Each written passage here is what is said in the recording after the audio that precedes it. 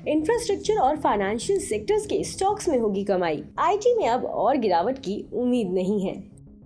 ये कहना है टाटा AIA लाइफ इंश्योरेंस के एग्जीक्यूटिव वाइस प्रेसिडेंट और इन्वेस्टमेंट ऑफिसर हर्षद पाटिल का।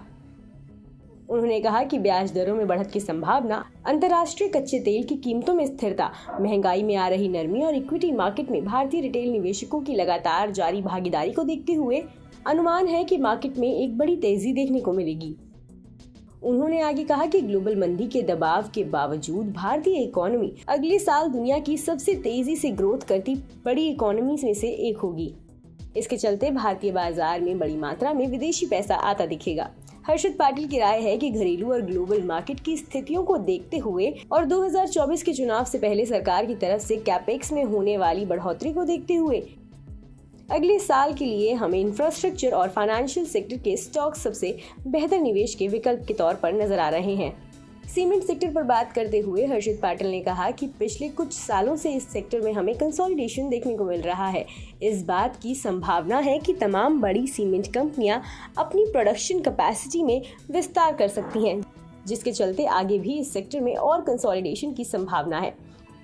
वहीं आईटी पर बात करते हुए हर्षद पाटिल ने कहा कि ग्लोबल मंदी के चलते भारतीय आईटी कंपनियों को बड़ी विदेशी कंपनियों से मिलने वाले ऑर्डर में कमी की संभावना के चलते आईटी सेक्टर पर दबाव देखने को मिल रहा है।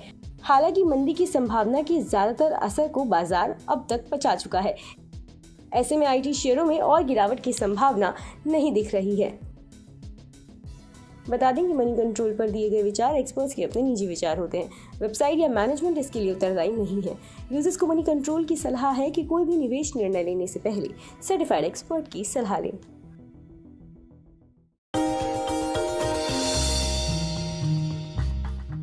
डू यू नो में आज हम बातचीत करने वाले हैं नेस्ले के बारे में। दरअसल ये हर घर इस्तेमाल होने वाला नेस्ले एक 162 साल पुराना मल्टीनेशनल जाइंट है और स्विट्जरलैंड में कंपनी का हेडक्वार्टर है।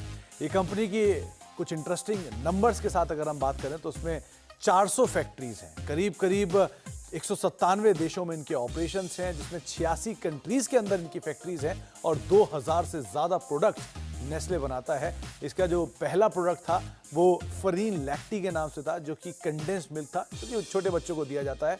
लेकिन वहाँ से जो नेस्ले का सफ़र है वो कुछ इस तरह से है कि वहाँ से शुरू किया हुआ नेस्ले आज कॉफ़ी में, बॉटल्ड वाटर में, मिल्क शेक में, ब्रेकफास्ट सीरियल्स में, इसके अलावा चॉकलेट में, हेल्थ केयर में, आइसक्रीम में, इंटरेस्टिंग चीज़ पेट फूड में और साथ साथ फार्मास्यूटिकल में भी अवेलेबल है।